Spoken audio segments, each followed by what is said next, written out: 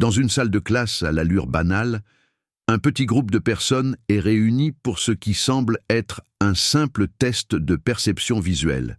Sur un tableau, 3 lignes sont dessinées. La consigne est claire: déterminer laquelle correspond exactement à la longueur d'une ligne modèle. L'exercice est facile, presque enfantin. Aucune ambiguïté possible, du moins en apparence. Parmi les participants, un seul ignore la véritable nature de l'expérience. Les autres, assis à ses côtés, sont en réalité des complices.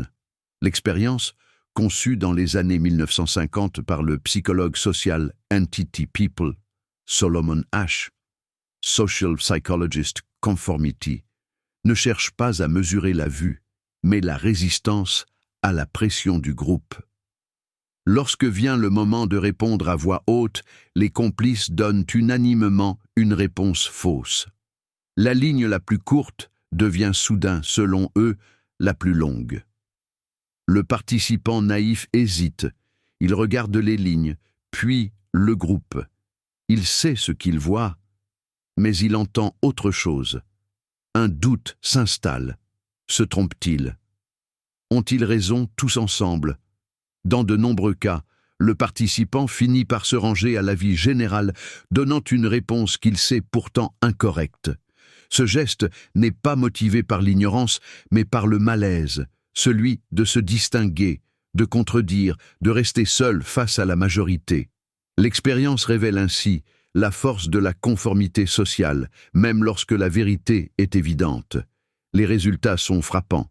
Une large majorité des participants se conforment au moins une fois au groupe.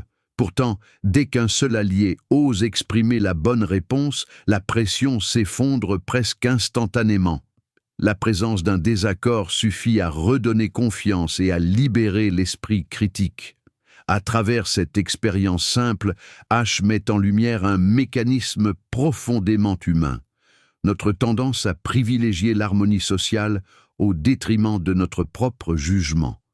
Une leçon toujours actuelle, à l'heure des décisions collectives, des réseaux sociaux et des opinions majoritaires qui façonnent nos comportements.